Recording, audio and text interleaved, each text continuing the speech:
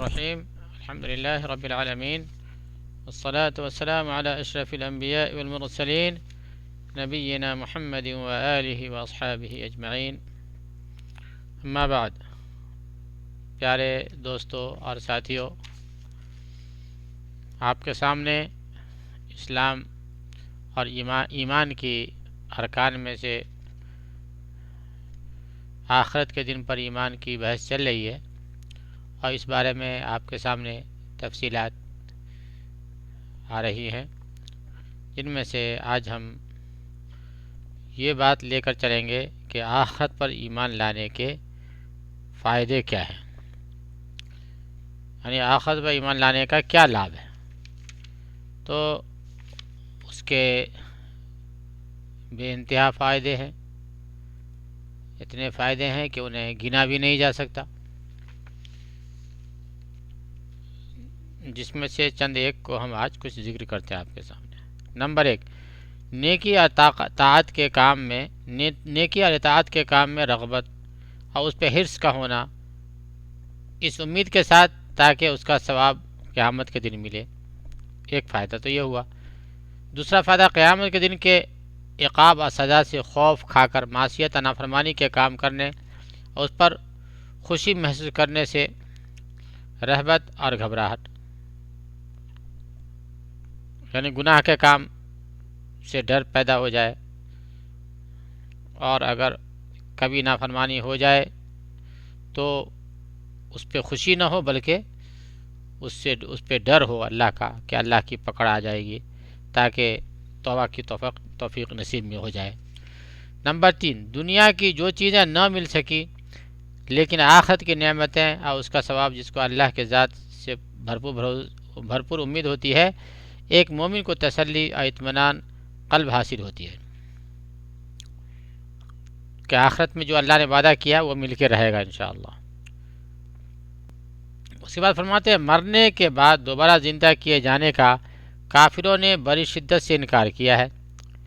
ان کا گمان یہ ہے کہ اب پھر سے جی اٹھنا ممکن ہی نہیں، مگر اس کا یہ گمان باطل اور مردود ہے، جس کے بطلان پر شریعت، حس اور عقل بھی دلالت کرتی ہے.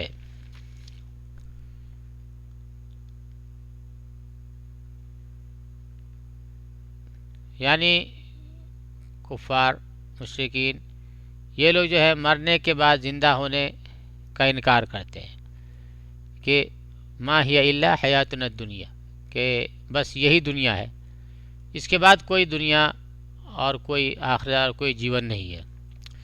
جبکہ اسلام میں یہ اٹل حقیقت ہے کہ یہ دنیا کے بعد ایک دوسری دنیا ہے، جس کو ہم آخرت کہتے ہیں، اور اصل وہی ہے. یہ دنیا کے کیے کرائے کا بدلہ اور ثواب ہمیں اس دنیا میں ملے گا، اگر برا کیا ہے تو اس کی سزا ہمیں اس دنیا میں ملے گی. اللہ ہم سب کی حفاظت فرمائے. تو آخرت بالکل اٹل ہے، دو ٹوک ہے، اور اس بارے میں مختلف دلائل موجود ہیں، جس میں سے پہلی دلیل ہم قرآن سے پیش کرتے ہیں، شریعت سے پیش کرتے ہیں. شریعت کی دلیل، اللہ تعالیٰ نے فرمایا، اعوذ باللہ من الشیطان الرجیم، زعم الذین کفروا ان لن یبعثوا قل بلا وربی لتبعثن ثم لتنبؤن بما عملتم وذلك علی اللہ یسیر. ان کافروں نے خیال کیا ہے کہ دوبارہ زندہ نہ کیے جائیں گے. آپ کہہ دیجئے کہ کیوں نہیں، اللہ کی قسم تم ضرور دوبارہ اٹھائے جاؤ گے، پھر جو تم نے کیا ہے اس کی خبر دیے جاؤ گے، اور اللہ پر یہ بالکل ہی آسان ہے. اللہ پر یہ بالکل ہی آسان ہے.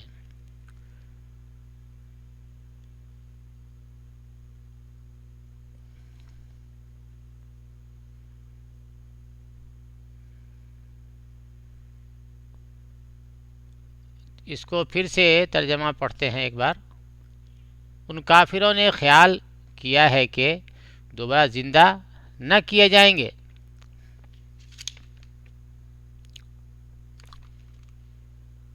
آپ کہہ دیجئے کہ کیوں نہیں اللہ کی قسم تم ضرور دوبارہ اٹھائے جاؤ گے، پھر جو تم نے کیا ہے اس کی خبر دیے جاؤ گے، یعنی جو عمل کیا ہے دنیا میں وہ ہمیں بتایا جائے گا، اس کے بارے میں اطلاع دی جائے گی۔ ثم لتنبؤن بما عملتم، تم جو کچھ کیے ہو اس کے بارے میں تمہیں خبر دی جائے گی۔ اور اللہ پر یہ بالکل ہی آسان ہے۔ اس کے بعد فرماتے ہیں نیز تمام آسمانی کتابیں اس میں متفق ہیں کہ دوبارہ سب اٹھائے جائیں گے، یعنی ہر مذہب جو آسمانی مذاہب سے تعلق رکھتا ہے اس میں یہ بات ہے کہ مرنے کے بعد دوبارہ زندہ ہونا ہے۔ اس کے بعد حص سے اس کی مثال دیتے ہیں، یعنی ایسی مثال جو دنیاوی آنکھوں نے دیکھا کہ لوگ مرنے کے بعد زندہ ہوئے، یہی آنکھوں سے اسی دنیا میں دیکھا گیا کہ لوگ مر گئے پھر زندہ ہوئے، تو اس سے سمجھ میں آتی ہے کہ مرنے کے بعد زندہ ہونا ہے۔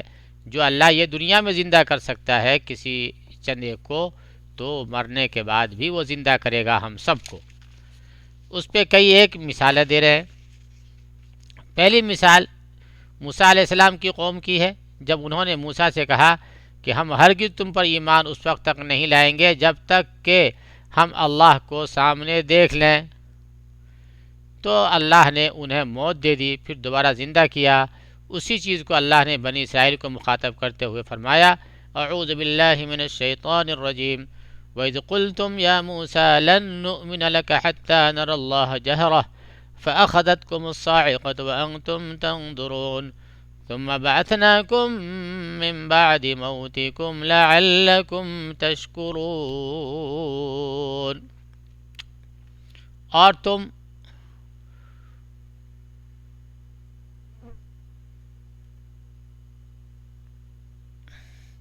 اور تم اسے بھی یاد کرو، تم نے حضرت موسیٰ سے کہا تھا کہ جب تک ہم اپنے رب کو سامنے نہ دیکھ لیں ہرگز ایمان نہیں لائیں گے۔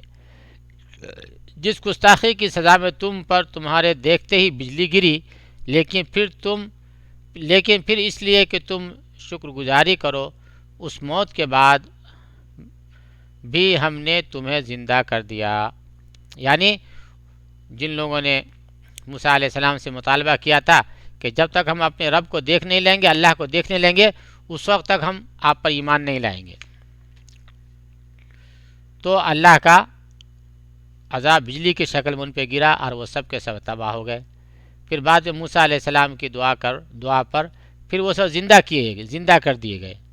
تو دنیا کی آنکھوں نے دیکھا کہ کچھ لوگ مرے اور پھر زندہ ہو گئے۔ تو جو خدا اسی دنیا میں مرنے کے بعد زندہ کرنے پہ قادر ہے، کیا وہ ایک بار ہم سب کو دوبارہ زندہ نہیں کر سکتا؟ ضرور زندہ کرے گا۔ دوسری مثال دیتے ہیں، وہ لوگ جو موت کے ڈر سے ہزاروں کی تعداد میں اپنے گھر سے باہر نکلے تو اللہ نے انہیں موت دے دی، پھر انہیں دوبارہ زندہ کر دیا۔ اعوذ باللہ من الشیطان الرجیم الم تر الی الذین خرجوا من دیارهم وهم الوف حذر الموت فقال لهم الله موتوا ثم احیاهم ان اللہ لذو فضل علی الناس ولكن اکثر الناس لا یشکرون۔ ترجمہ: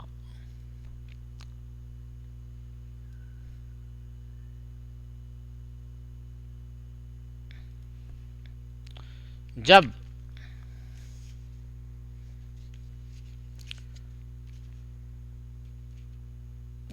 کیا تم نے انہیں نہیں دیکھا؟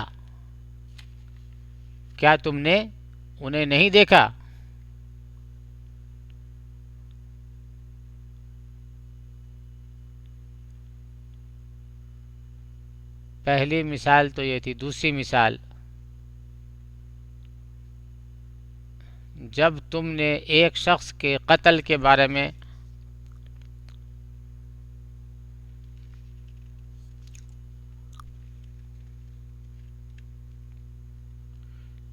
تو یہ دوسری مثال میں جو آیت نقل کی گئی ہے وہ اصل میں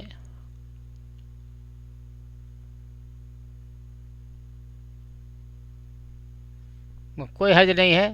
دوسری مثال کو ہم تیسری مثال سمجھ لیتے ہیں اور ہم آیت جو ہے اسی کے مطابق پڑھتے ہیں.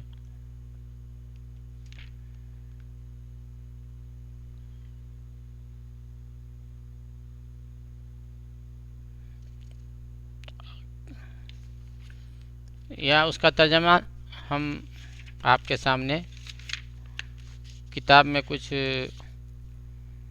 الٹ ہو گیا ہے، اس لیے اس کا ترجمہ ہم اپنی یادداشت سے کر دیتے ہیں. اللہ فرماتے ہیں علم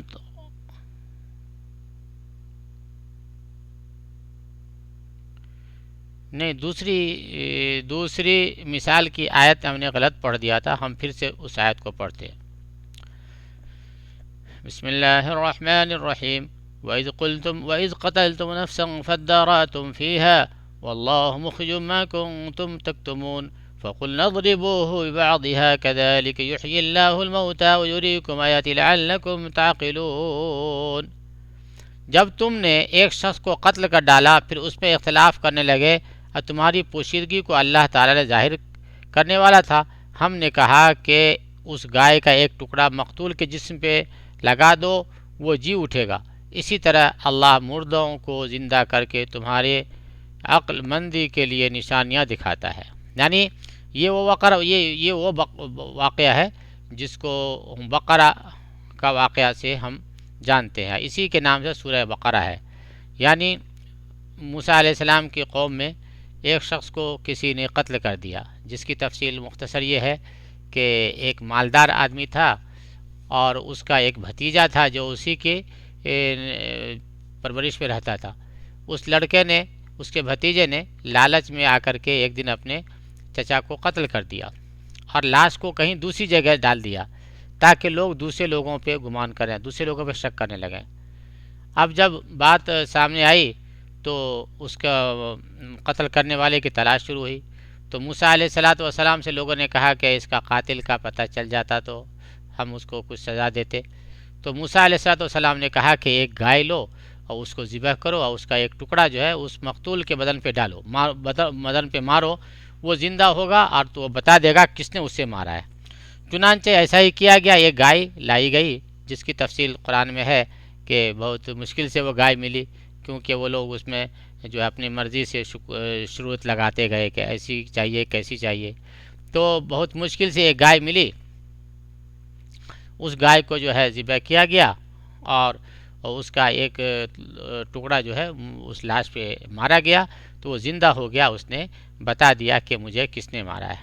تو اس سے بھی پتہ چلتا ہے کہ اسی دنیا کی آنکھوں نے ایک شخص کو مرنے کے بعد زندہ ہوتے ہوئے دیکھا. پھر وہ شخص زندہ ہو کر اپنے قاتل کا پتہ بتا کے پھر فوراً مر بھی گیا، پھر مر گیا وہ. تو جو اللہ تھوڑی دیر کے لیے کسی کو مرنے کے بعد زندہ کر سکتا ہے، کیا وہ ہمیشہ کے لیے مرنے کے بعد زندہ نہیں کر سکتا؟ ضرور کر سکتا ہے. تو یہ مرنے کے بعد کی زندگی اٹل اور حقیقت ہے. اس کے بعد تیسری آیت قرآن کی ایک آیت سے ہے، قرآن ہی کی ایک آیت سے ہے جو میں نے غلطی سے دوسرے مثال کے حساب سے پڑھ دیا تھا. وہ اصل میں کتاب میں تیسرے نمبر پہ ہے. تو وہ ہے الم تر الی الذین خرجوا من دیارہم وهم الوف حذر الموت فقال لهم الله موتوا ثم احیاهم ان اللہ لذو فضل علی الناس ولكن اکثر الناس لا یشکرون. ترجمہ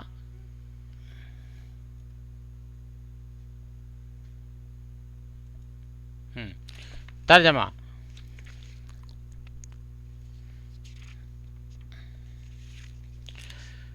کیا تم نے انہیں نہیں دیکھا جو ہزاروں کی تعداد میں تھے اور موت کے ڈر کے مارے اپنے گھروں سے نکل کھڑے ہوئے تھے؟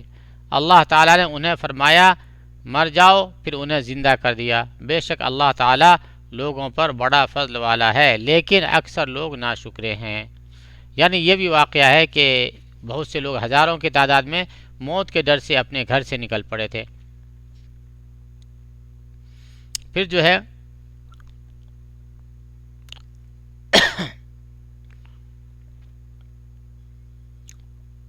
تو اللہ تعالیٰ نے انہیں مار دیا، پھر دوبارہ زندہ کر دیا۔ تو یہ بھی ایک مثال ہے کہ دنیا کی حصی آنکھوں نے دیکھا کہ ہزاروں کی تعداد میں لوگ مرے اور پھر زندہ ہوئے۔ تو جو اللہ یہ اتنے لوگوں کو زندہ کر سکتا ہے، وہ پوری انسانیت کو اور پوری جاندار کو مرنے کے بعد زندہ کر دینے پہ قادر ہے۔ اس کی چوتھی مثال، اعوذ باللہ من الشیطان الرجیم، بسم اللہ الرحمن الرحیم، او کالذی مر علی قریۃ وہی خاویۃ علی عروشها قال أنا يحيي هذه الله بعد موتها فأماته الله 100 عام ثم بعثه قال كم لبثت قال لبثت يوما أو بعض يوم قال بل لبثت 100 عام فانظر إلى طعامك وشرابك لم يتسنه وانظر إلى حمارك ولنجعلك آية للناس وانظر إلى العظام كيف ننشزها ثم نكسوها لحما فلما تبين له قال أعلم أن الله على كل شيء قدير۔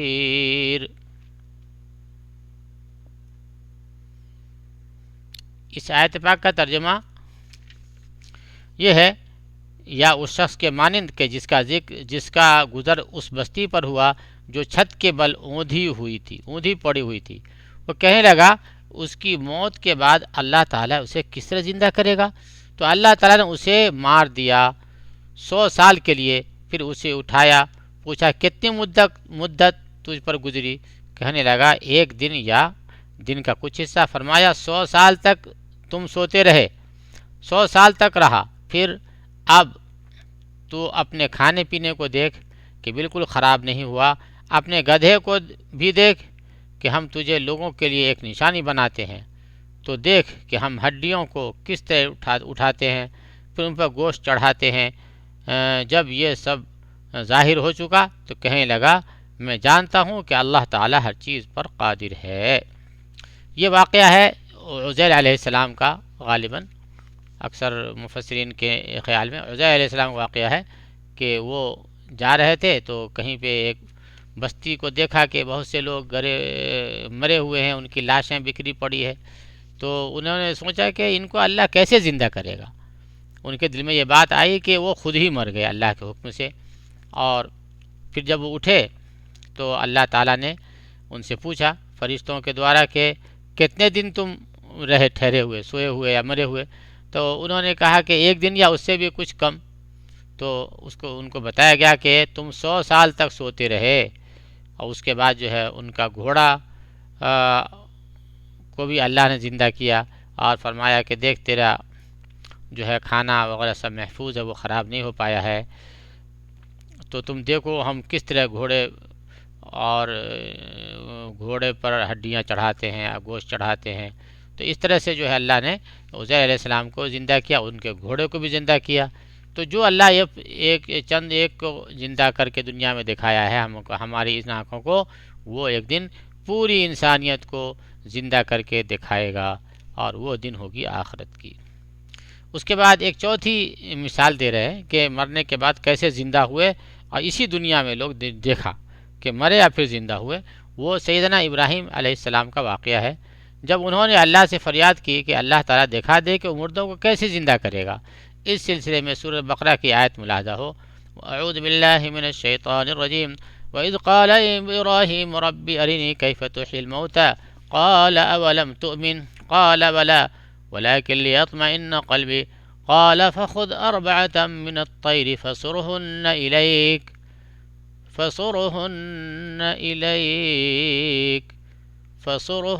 إِلَيْكَ ثم اجعل على كل جبل منهن جزءا ثم ادعوهن يأتينك سعيا واعلم أن الله على كل شيء قدیر۔ ترجمہ، اور جب ابراہیم نے کہا کہ اے میرے پروردگار مجھے دکھا تو مردوں کو کس طرح زندہ کرے گا، تو اللہ تعالیٰ نے فرمایا کیا تمہیں ایمان نہیں؟ جواب دیا ایمان تو ہے، لیکن میرے دل کو تسکین ہو جائے، تسلی ہو جائے۔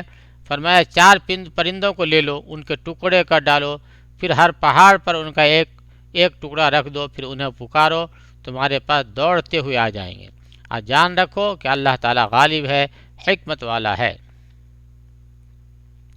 تو ابراہیم علیہ السلام کے لیے بھی ان پرندوں کو اللہ نے زندہ فرمایا.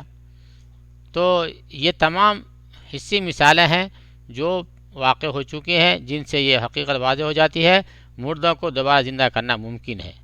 نیز سیدنا عیسیٰ علیہ الصلوۃ والسلام کے معجزات جو بحکم باری تعالیٰ کے مردوں کو زندہ کر دیتے اور قبروں سے انہیں بإذن اللہ نکال لیتے تھے، واضح مثالیں ہیں کہ بے شک اللہ تعالیٰ ہر چیز پر قادر ہے، کہ اللہ تعالیٰ مرنے کے بعد زندہ کر دینے پہ پوری طرح سے قدرت رکھتا ہے. تو آج ہم اسی پہ آج کا سبق ختم کرتے ہیں. اللہ تعالیٰ ہمیں کہنے سننے سے زیادہ عمل کی توفیق نصیب فرمائے اور آخرت کے لیے تیاری کرنے کی ہم سب کو سعادت بخشے. وآخر دعوانا ان الحمد للہ رب العالمین.